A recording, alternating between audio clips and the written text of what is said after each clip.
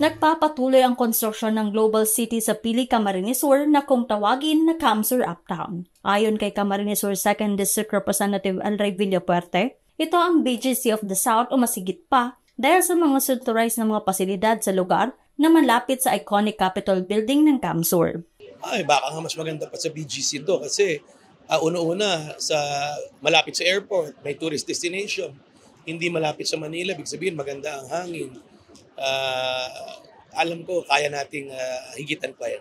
44% ng Camsur Uptown ay office and mixed use, 14% naman ay hotel and resorts, residential na may 10%, 7% sa digital campus, 6% wellness facility and retail, at 8% ay logistics.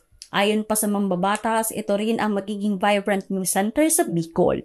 Bilang isang visionary leader na isinusulong ang jobs of the future sa mga kabataan, kasama sa mga i-establish sa Camsur Uptown ang information technology facilities kung saan magiging itong sentro ng technology and economic growth. Sa katunayan ay ongoing na ang pagpapatayo ng Smart School at Camsur School of Arts and Culture na institusyon para sa mga kabataang nais maging music artist, pintor, artista at iba pa. Yung Kapitolyo ongoing, yung School of the Future ongoing, School of the Arts and Culture ongoing, yung mall gagawin in 3 months. So, konti pa pero at least nangyari na.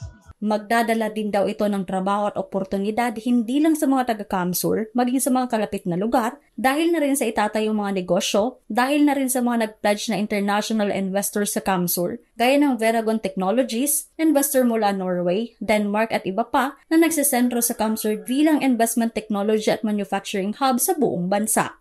Marge Serico, CSN.